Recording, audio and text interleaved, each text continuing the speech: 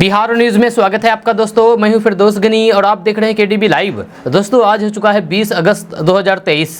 तो आज की पूरे बिहार की टॉप न्यूज लेकर आए हैं आपके लिए। दोस्तों वीडियो शुरू करने से पहले आपको बता दें कि अगर आप नए आए हैं इस चैनल पर तो फिर चैनल को सब्सक्राइब करके बेल आइकन को प्रेस कर दीजिए और साथ ही वीडियो को लाइक कर दीजिए, अपने दोस्तों के साथ शेयर भी कीजिए। तो चलिए शुरू करते हैं आज की पूरे बिहार की टॉप न्यूज। दोस्तों आज बिहार न्यूज की शुरुआत टॉप हेडलाइन के साथ करते हैं।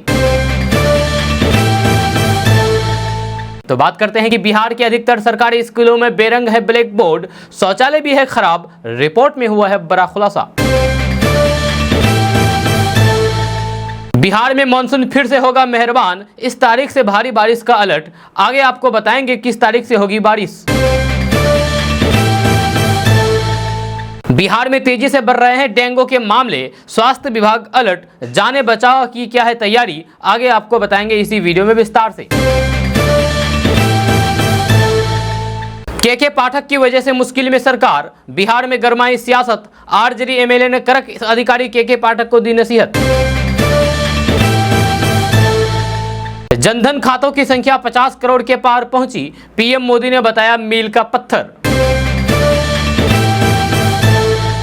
पटना, बक्सर, भोजपुर समेत सभी 38 जिलों में खुलेंगे जन औषधि केंद्र। अब बिहार में ओवरटेक करने पर लगेंगे 5,000 रुपए का जुर्माना। आगे आपको बताएंगे इस खबर से जुड़ी हुई विस्तार से बातें। बिहार में टमाटर और सब्जियों के बाद दाल हुई महंगी, आटे का भाव भी चढ़ा। बिहार शिक्षा विभाग का नया फरमान, अब बोरे के बाद कबाड़ भी बेचेंगे गुरुजी। बेरोजगारों के लिए बड़ी खबर, बिहार सरकार ने 10,832 पदों पर निकाली है बम्पर भर्ती। इस साल बाढ़ की त्रासदी से कैसे बचेगा बिहार, मंत्री संजय झा ने कह दी बड़ी बात।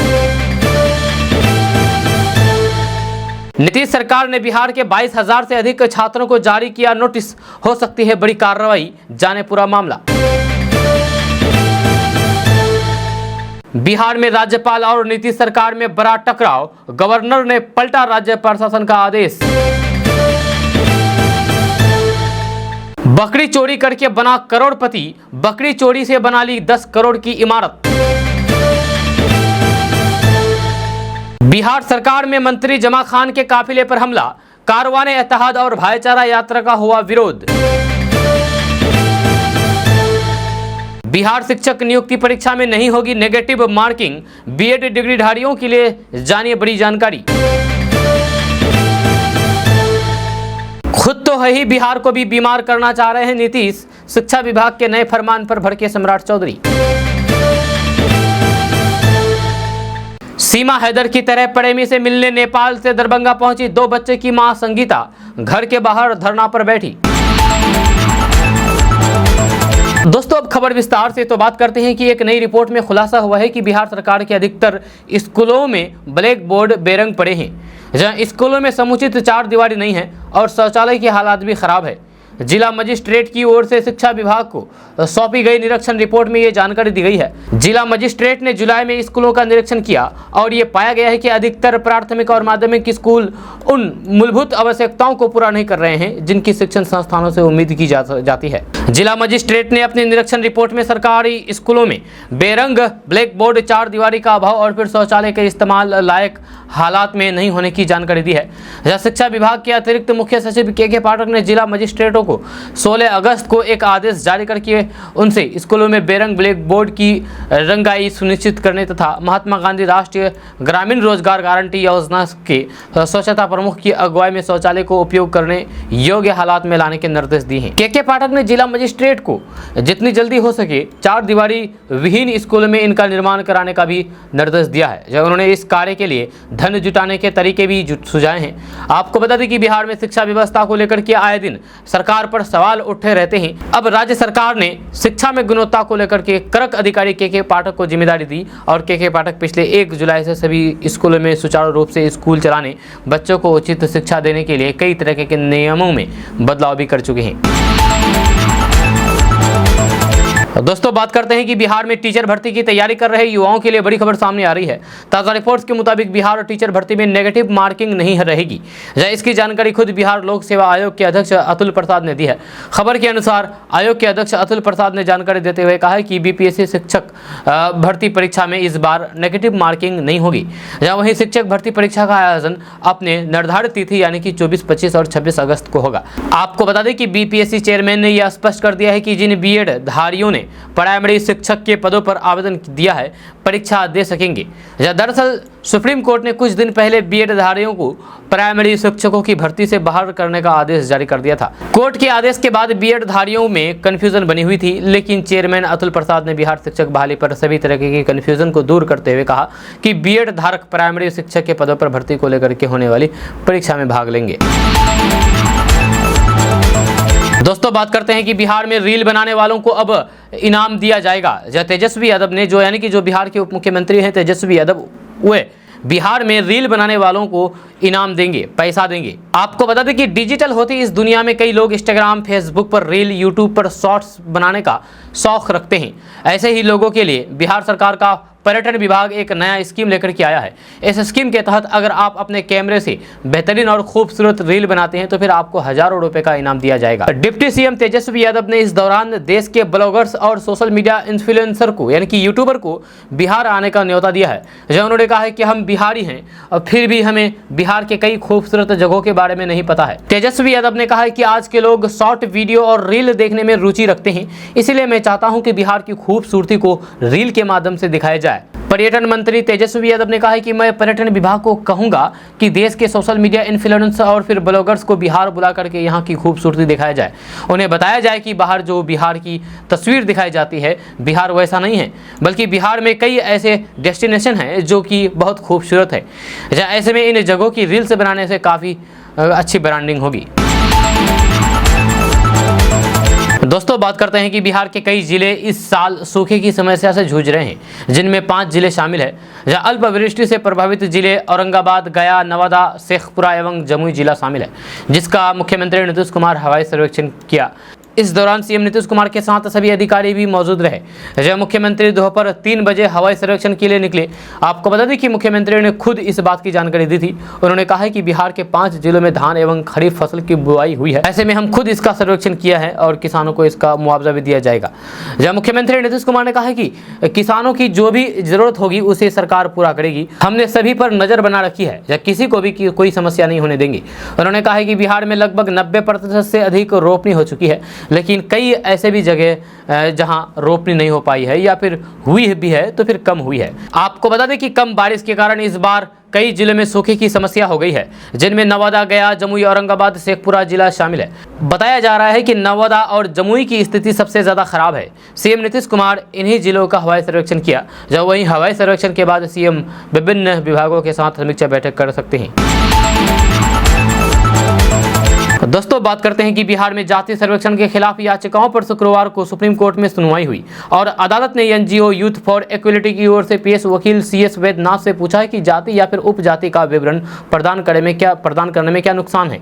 अगर कोई अपनी जाति या फिर उपजाति का नाम बता दें और वह डेटा प्रकाशित न हो तो फिर इसमें हर्ज क्या है। कोर्ट ने आगे सवाल करते हुए कहा कि जो जारी करने की मांग की जा रही है ये संचयी आंकड़े हैं, ये निजता के अधिकार को कैसे प्रभावित करता है। आपके अनुसार कौन से प्रश्न संविधान के अनुच्छेद 21 के विपरीत है। न्यायमूर्ति संजीव खन्ना, एसवीएन भट्टी की पीठ ने कहा है कि जब तक प्रथम दृष्टया कोई भी मजबूत मामला ना हो हम किसी भी चीज पर रोक नहीं लगाएंगे। उन्होंने उन याचिकाकर्ताओं को धन्यवाद दिया है जिन्होंने बिहार में जाति आधारित सर्वेक्षण को चुनौती देने वाली याचिकाओं को खारिज करने के पटना उच्च न्यायालय के आदेश के खिलाफ विशेष अनुमति याचिका दायर की थी। दोस्तों बात करते हैं कि बारिश की कमी झेल रहे बिहार में मानसून एक बार फिर से एक्टिव होने वाला है। अगले हफ्ते से राज्य भर में बारिश से संबंधित गतिविधियों में तेजी देखने को आसार है। जब मौसम विभाग के मुताबिक 21 अगस्त तक राज्य भर में यानी कि पूरे बिहार में छिटपुट बारिश का दौर जारी रहेगा। इसके बाद 22 अगस्त से राज्य में झमाझम बरसात का सिलसिला फिर से शुरू हो जाएगा। जहाँ इससे बारिश की कमी एवं सूखे के हालात झेल रहे जिलों के लोगों को राहत मिल सकेगी। मौसम विभाग ने पटना समेत 20 जिलों में वज्रपात की चेतावनी भी जारी की है। मौसम विभाग के पूर्वानुमान के मुताबिक बिहार के कुछ जिलों में 1-2 जगहों पर छिटपुट बारिश की स्थिति 21 अगस्त तक बनी रहेगी। जब विभाग ने 22 अगस्त से बिहार में भारी बारिश के आसार जताए हैं। 22 अगस्त को सीमांचल के जिलों में तेज बरसात हो सकती है। जहां मौसम विभाग के निदेशक आशीष कुमार ने बताया है कि एक ट्रफ रेखा हिमालय की तलहटी की ओर शिफ्ट हो रहा है, जहां साथ ही एक कम दबाव का क्षेत्र भी बिहार में विकसित हो रहा है, जहां इससे 22 अगस्त को बारिश की तीव्रता और इसकी व्यापकता बढ़ने के आसार हैं। इससे पहले कुछ जिलों में एक दो जगहों पर बारिश की आंशिक से मध्यम गतिविधियां होती रहेगी, जहां उमस और तेज धूप से स्थानीय स्तर पर गरज तरक वाले बादल बन रहे हैं। जिन जिलों में आज वज्रपात का अलर्ट जारी किया गया हुआ है पटना, छपरा, गोपालगंज, बेतिया, मोतिहारी, आरा, बक्सर, भभुआ, रोहतास, औरंगाबाद, अरवल, जहानाबाद, नालंदा, शेखपुरा, नवादा, लखीसराय और बेगूसराय जिला में आज कहीं कहीं पर हल्की सी मौसम खराब होने के आसार हैं और ठनका गिरने की भी आशंका है। दोस्तों बात करते हैं कि बिहार में सरकारी स्कूलों के हालात को लेकर के एक नया वीडियो सामने आया है। इस वीडियो को भाजपा के राष्ट्रीय सूचना एवं प्रौद्योगिकी विभाग के प्रभारी अमित मालवीय ने शेयर किया है। वीडियो में कुछ छात्रों को छाता लिए हुए एक कक्षा में बैठे हुए देखा गया है, जिसकी छत से पानी गिर रहा था। ऐसे में क्लिप को शेयर करते हुए अमित मालवीय ने एक्स पर लिखा है कि एक तरफ बिहार के शिक्षा मंत्री रामचरित्र मानस पर चर्चा कर रहे हैं और मुख्यमंत्री नीतीश कुमार बाबू प्रधानमंत्री बनने का सपना देख रहे हैं, वहीं दूसरी तरफ बिहार में शिक्षा व्यवस्था पूरी तरीके से चरमरा गई है। कांग्रेस ने भी पलटवार किया है। यही नहीं, कई सोशल मीडिया यूजर्स ने भी इस पर अपनी प्रतिक्रिया दी है। जब वायरल हो रहे इस वीडियो में देखा गया है कि एक कक्षा में एक छात्र बैठे हुए हैं और फिर क्लास चल रही है। एक तरफ बोर्ड पर टीचर पढ़ा रहे हैं और दूसरी ओर बच्चे कक्षा में बैठे हुए क्लास कर रहे हैं। वे क्लास में छाता लिए हुए बैठे हैं क्योंकि रूम के छत से पानी गिर रहा है। केवल एक ही छात्रा नहीं बल्कि कई छात्रों को छाता लिए हुए कक्षा में बैठा पाया गया है। जारी वीडियो में देखा गया है कि एक तरफ शिक्षक बोर्ड पर नोट्स लिख रहे हैं और दूसरी ओर छात्रों को कक्ष में छाता पकड़ते हुए उन्हें टपकती छत से बचाते हुए देखा जा सकता है। ऐसे में अमित मालवीय ने जहां इस वीडियो को ट्वीट करके बिहार सरकार को घेरा है, वहीं इस पर कांग्रेस ने भी पलटवार किया है और लिखा है कि ये बेशर्मी की हद है। जब पिछले 20 सालों से एक साथ सत्ता में हिस्सेदारी थी, फिर ये दिखाई नहीं दी। 6 महीने के भीतर पूरी छत टपकने लगी है। आपको बता दें कि ये वीडियो बिहार में गुणवत्तापूर्ण शैक्षणिक बुनियादी ढांचे की गंभीर कमी के मुद्दे को उजागर कर रहा है। यह समाचार रिपोर्ट्स के अनुसार हालांकि बिहार सरकारी स्कूल में नामांकन में वृद्धि देखी गई है, लेकिन उपस्थिति चिंताजनक है। नीति आयोग की एक रिपोर्ट के अनुसार छात्रों को गुणवत्तापूर्ण शिक्षा प्रदान करने के मामले में बिहार सबसे निचले पायदान पर है। दोस्तों बात करते हैं कि बिहार में खेती करने वाले किसानों के लिए अच्छी खबर सामने आ रही है। ताज़ा रिपोर्ट्स के मुताबिक बिहार सरकार बिहार के किसानों को 50% अनुदान देगी। यह अनुदान किसानों को केला, लीची, आम, अमरूद की खेती के लिए दिया जाएगा। खबर के अनुसार बिहार के किसान खेती के साथ साथ केला, लीची, आम, अमरूद लगा करके अच्छी कमाई कर सकेंगे। इसके लिए सरकार के द्वारा यह अनुदान दिया जाएगा। इसको लेकर के कृषि उद्यान निदेशालय के द्वारा दिशा निर्देश जारी कर दिया गया है। आपको बता दें कि मुख्यमंत्री बागवानी मिशन योजना के अंतर्गत बागवानी फसलों के क्षेत्र विस्तार के लिए राज्य के किसानों को सरकार के द्वारा 50% का अनुदान मिलेगा। इसका लाभ लेकर के राज्य के किसान इस फलदार फलों को लगा सकते हैं। अब आप सोच रहे होंगे कि इसके लिए आवेदन कैसे करें, तो आपको बता दूं कि योजना का लाभ लेने के लिए आप ऑनलाइन के द्वारा आवेदन कर सकते हैं। जी हाँ, इसके लिए आपको एक वेबसाइट पर जाना होगा और ये वेबसाइट है www.horticulture.bihar.gov.in। इस वेबसाइट पर जाकर के आप ऑनलाइन के द्वारा आवेदन कर सकते हैं। वहीं प्रखंड के प्रखंड उद्यान पदाधिकारी अथवा जिला के सहायक निदेशक उद्यान से संपर्क करके इस योजना की जानकारी आप ले सकते हैं।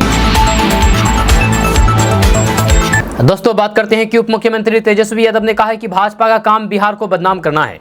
यह दिल्ली, जहां राष्ट्रपति, प्रधानमंत्री और गृह मंत्री रहते हैं, वहां सर्वाधिक घटनाएं होती है। जी हाँ, लेकिन लोग बातें बिहार के करते हैं। तेजस्वी यादव पर्यटन विभाग द्वारा आयोजित कार्यक्रम के बाद मीडिया से बात कर रहे थे। अररिया में पत्रकार की जान लेने पर उन्होंने कहा कि मुख्यमंत्री नीतीश कुमार ने खुद ही अधिकारियों को निर्देश दिया है कि दोषियों पर जल्द से जल्द कार्रवाई हो।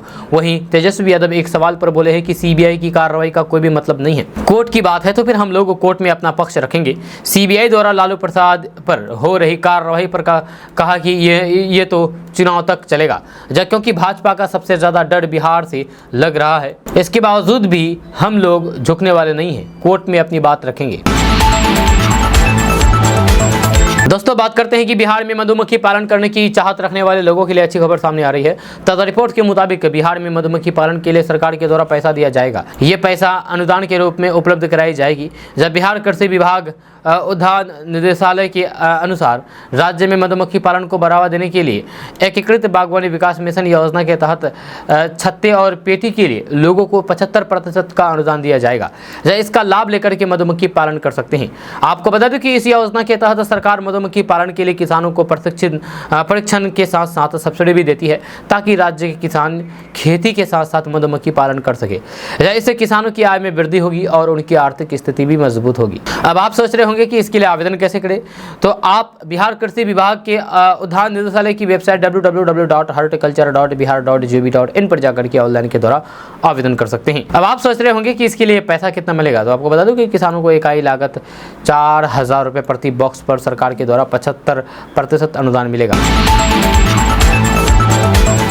दोस्तों बात करते हैं कि बिहार में लगातार डेंगू के मरीज सामने आ रहे हैं। जब पटना में एक महीने में 28 संक्रमित मामले सामने आए हैं, वहीं भागलपुर में एक मरीज की डेंगू के कारण जान जा चुकी है।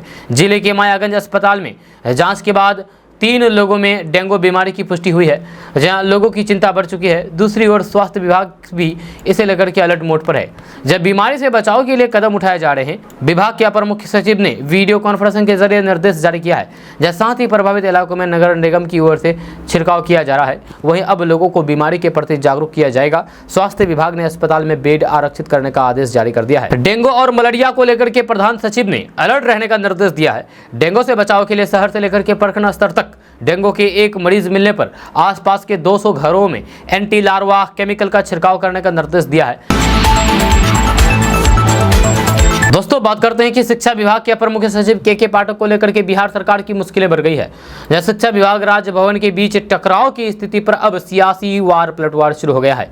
बीजेपी ने सरकार पर तीखा हमला बोला है, जब वहीं सत्ता पक्ष ने भी हमला शुरू कर दिया, जब दोनों तरह के जुबानी जंग तेज हो गए हैं। जब इस पूरे मामले पर भारतीय जनता पार्टी के विधायक हरिभूषण ठाकुर बचौल ने कहा है कि नीतीश कुमार पहले शिक्षकों को अपमानित कर रही थी और अब के पाठक द्वारा राज्यपाल को अपमानित किया जा रहा है। जहाँ इसके साथ ही उन्होंने कहा है कि यूनिवर्सिटी का बॉस कुलाधिपति होते हैं और ये अधिकार शिक्षा विभाग को है ही नहीं।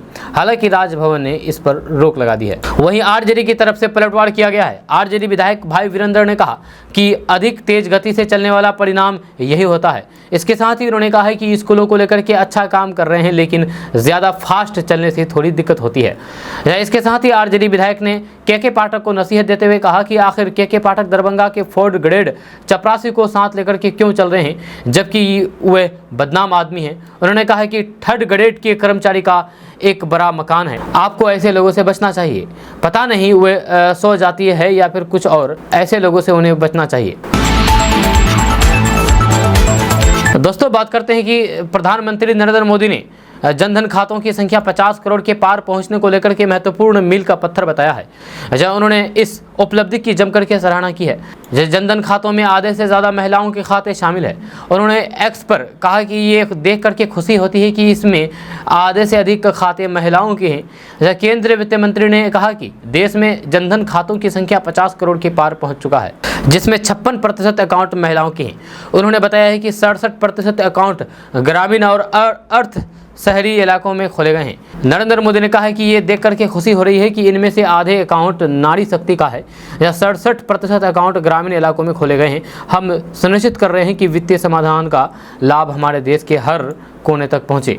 वित्त मंत्रालय ने बताया है कि जनधन खाते में कुल जमा राशि 2,03,000 रुपये से अधिक है, जबकि इन खातों से लगभग 34 करोड़ रुपए कार्ड मुफ्त में जारी किए गए हैं। दोस्तों बात करते हैं कि बिहार के स्कूल कॉलेजों में पढ़ाई करने वाले छात्रों के लिए बड़ी खबर सामने आ रही है। ताज़ा रिपोर्ट्स के मुताबिक बिहार के विश्वविद्यालयों और फिर महाविद्यालयों में नाम लिख करके गायब रहने वाले छात्रों का नामांकन रद्द कर दिया जाएगा। खबर के अनुसार विभाग के अपर मुख्य सचिव के पाठक ने राज्य के सभी विद्यालयों, महाविद्यालयों और फिर विश्वविद्यालयों में जिन छात्र छात्राओं की 75% उपस्थिति को अनिवार्य करने के आदेश दिए हैं, इसका असर बिहार में दिखाई देने लगा है।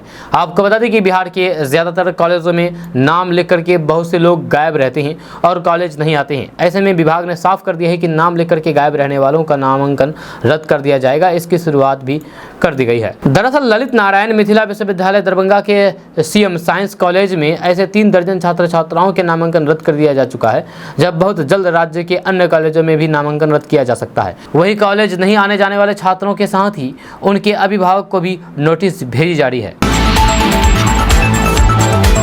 दोस्तों बात करते हैं कि बिहार में केला की खेती करना चाहते हैं तो फिर आपके लिए अच्छी खबर सामने आ रही है। ताज़ा रिपोर्ट्स के मुताबिक बिहार सरकार बिहार के किसानों को केला की खेती के लिए 62,500 रुपये देगी। ये पैसा किसानों को अनुदान के रूप में उपलब्ध कराया जाएगा। खबर के अनुसार एकीकृत बागवानी विकास मिशन योजना के अंतर्गत केला की खेती करने के लिए इकाई लागत 1,25,000 रुपये पर सरकार के द्वारा 50% अनुदान दिया जाएगा।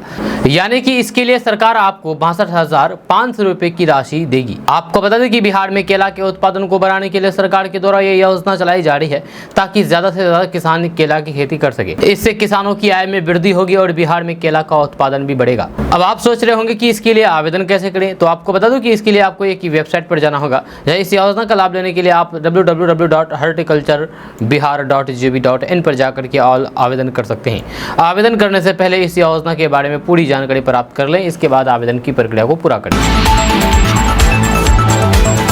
दोस्तों बात करते हैं कि बिहार में रहने वाले लोगों के लिए बड़ी खबर सामने आ रही है। ताज़ा रिपोर्ट्स के मुताबिक बिहार के किशनगंज, अररिया, पूर्णिया, कटिहार, सुपौल, मधेपुरा, सहरसा, मधुबनी, मुजफ्फरपुर, दरभंगा, समस्तीपुर, पटना, बक्सर, भोजपुर समेत बिहार के सभी 38 जिलों में जन औषधि केंद्र खोले जाएंगे। इसको लेकर के बिहार सरकार की ओर से केंद्र सरकार को सूची भेज दी गई है। खबर के अनुसार ये जन औषधि केंद्र इन जिलों में चिन्हित किए गए पैक्स में खोले जाएंगे।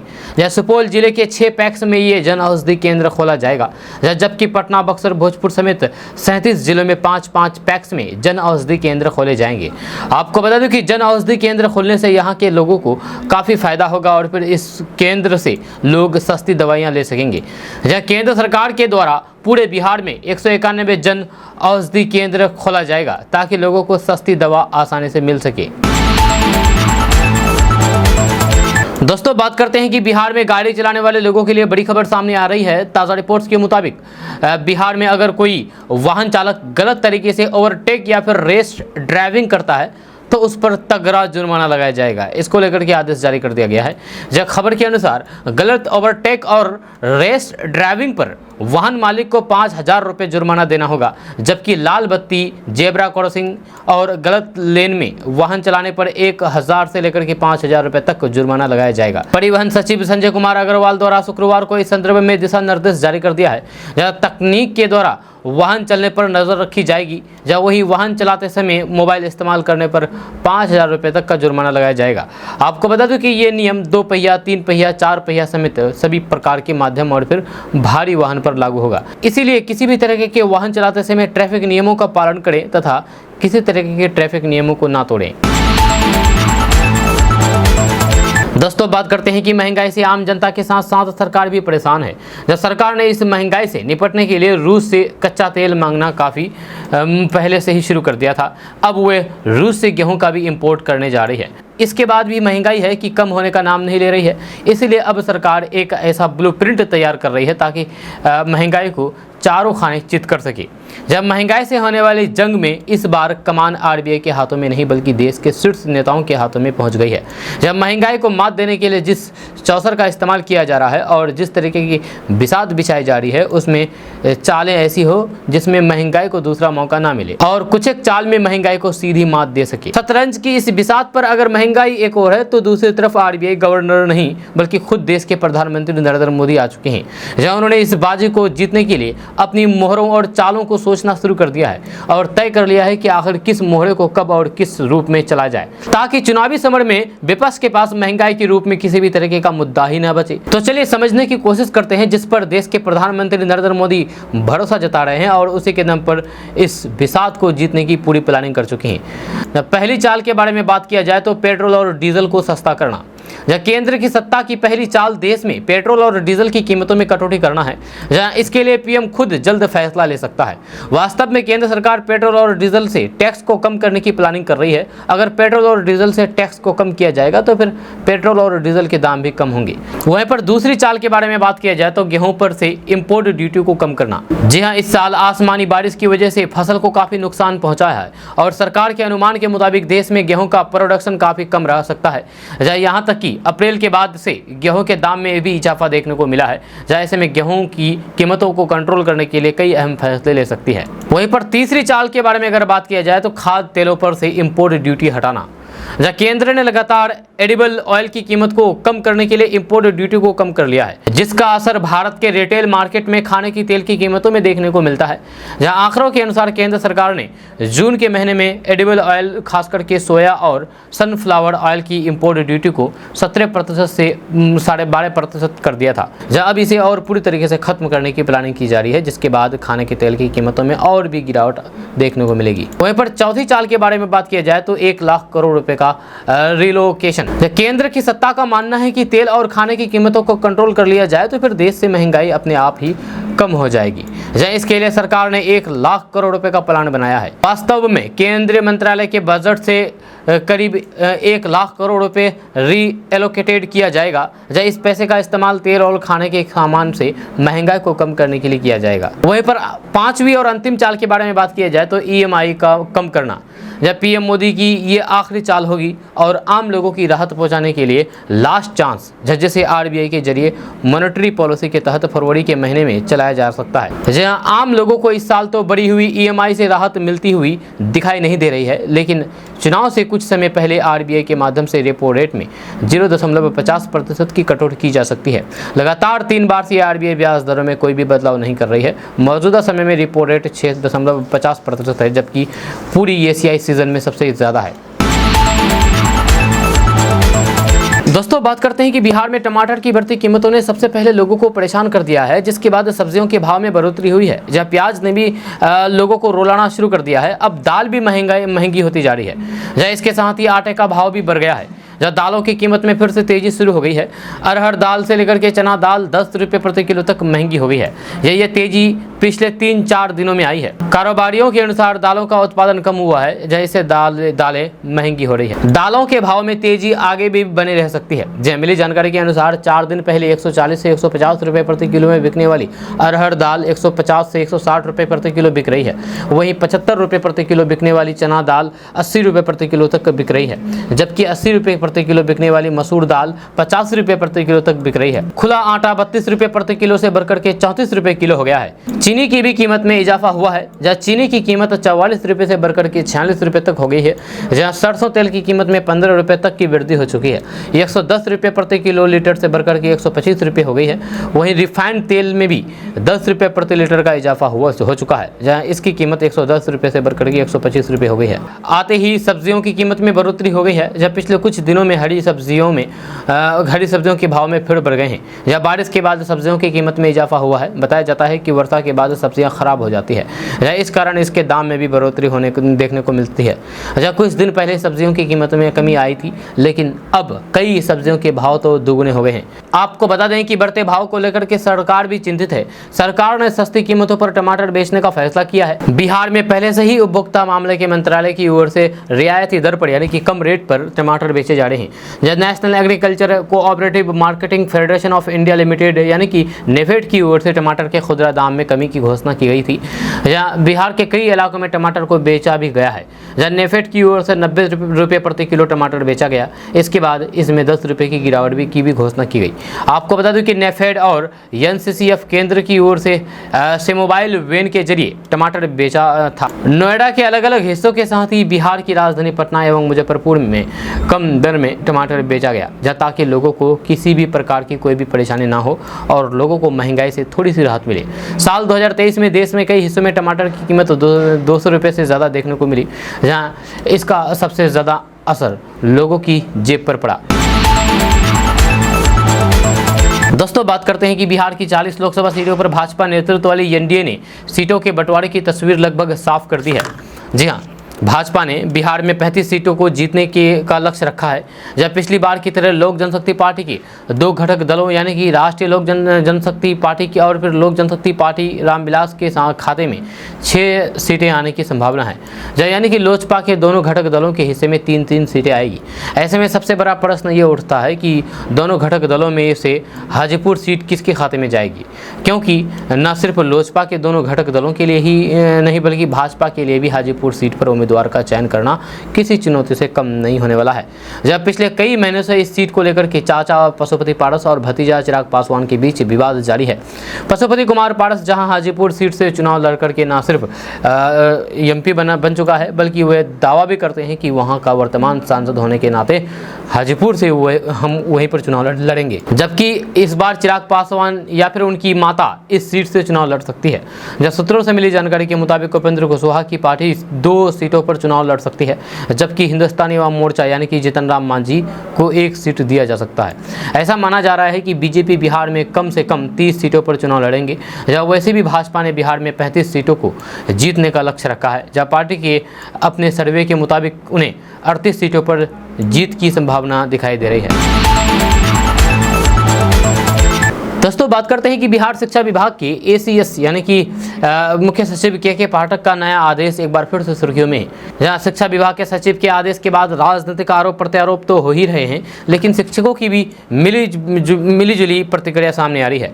के पाठक ने बिहार की शिक्षा व्यवस्था को ठीक करने का जिम्मा अपने कंधे पर उठा लिया है। हर रोज कोई ना कोई नया फरमान जारी कर रहा है। हालांकि कुछ फरमान पर सियासत भी फुल स्पीड में हो रही है।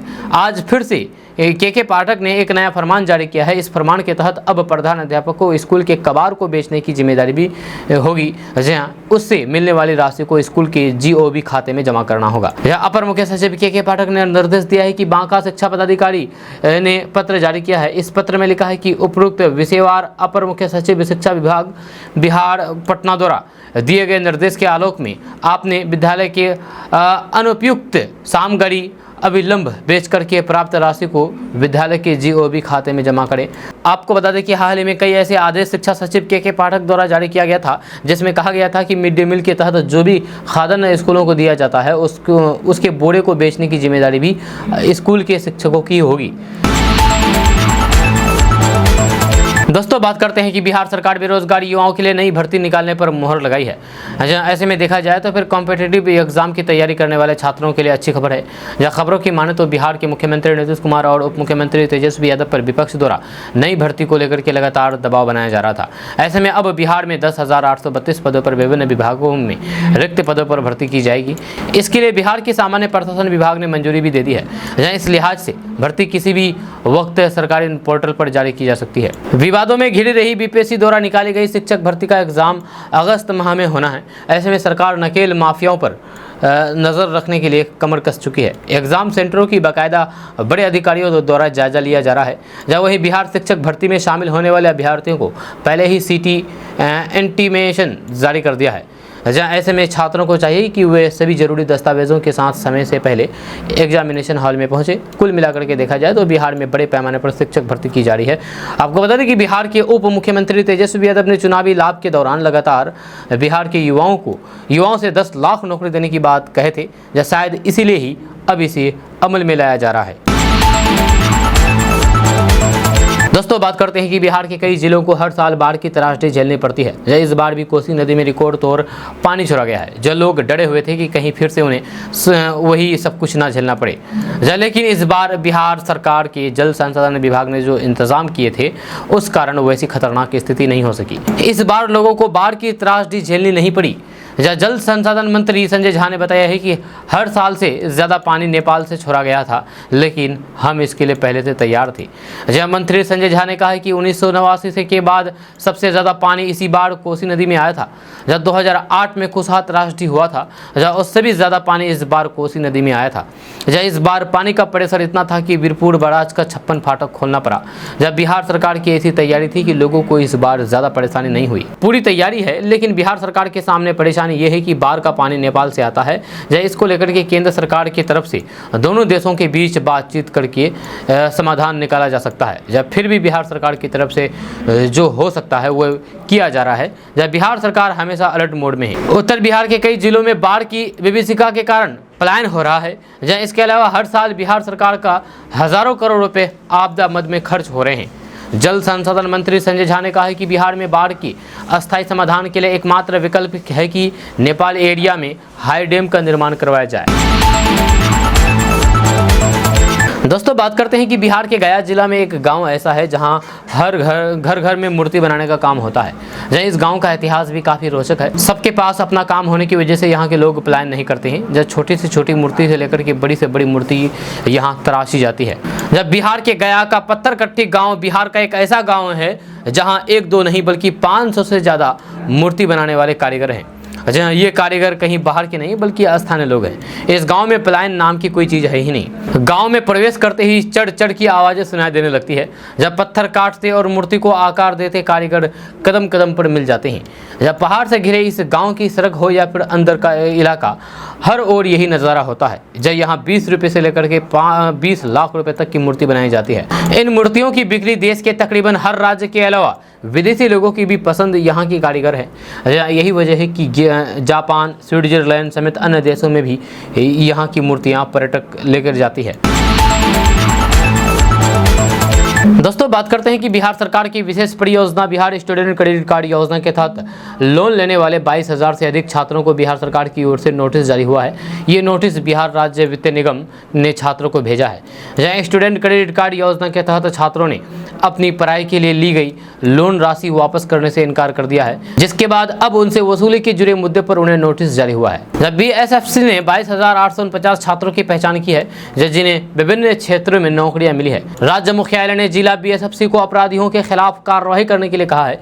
इसी के बाद अधिकारियों ने उन्हें नोटिस दिए हैं। स्टूडेंट क्रेडिट कार्ड योजना में छात्रों को पढ़ने के लिए 4 लाख रुपए तक का लोन दिया जाता है, जिसकी बैंक गारंटी बिहार सरकार लेती है। स्टूडेंट क्रेडिट कार्ड योजना के तहत ऋण लेकर के वापस नहीं लौटाने वालों में सबसे अधिक 1889 अपराधी पटना जिले से हैं। दरअसल बिहार के मुख्यमंत्री नीतीश कुमार 2015 में सरकार बनाने के बाद 7 निश्चय योजना के तहत छात्रों को उच्च शिक्षा में वित्तीय सहायता प्रदान करने के लिए इस योजना की शुरुआत की थी। यह बिहार सरकार की विशेष परियोजना बिहार स्टूडेंट क्रेडिट कार्ड योजना के तहत छात्रों को अलग अलग पाठ्यक्रम के लिए लोन दिया था, जिसके बाद में मामूली ब्याज के दर पर लौटाना होता है। लेकिन बड़ी संख्या में ऐसे विद्यार्थी हैं जो लोन लेने के बाद अपनी पढ़ाई पूरी कर लिए हैं और अब नौकरी भी कर रहे हैं, लेकिन उन्होंने ऋण नहीं लौटाया है, यानी कि लोन नहीं लौटाया है। ऐसे में लोगों को अब BFSC की ओर से नोटिस जारी किया गया है। इनकी संख्या करीब 22,000 से ज़्यादा बताई जा रही है। दोस्तों आज का न्यूज़ बस यहाँ तक। कैसा लगा आपको नीचे कमेंट बॉक्स में कमेंट करके ज़रूर बताइएगा। अगर आप हमारे चैनल पर नए आए हैं तो फिर चैनल को सब्सक्राइब करके बेल आइकन को प्रेस कर दीजिए और साथ ही वीडियो को लाइक कर दीजिए, अपने दोस्तों के साथ शेयर भी कीजिए। तो चलिए मिलते हैं फिर नेक्स्ट वीडियो के साथ। तब तक के लिए जय हिंद, जय भारत।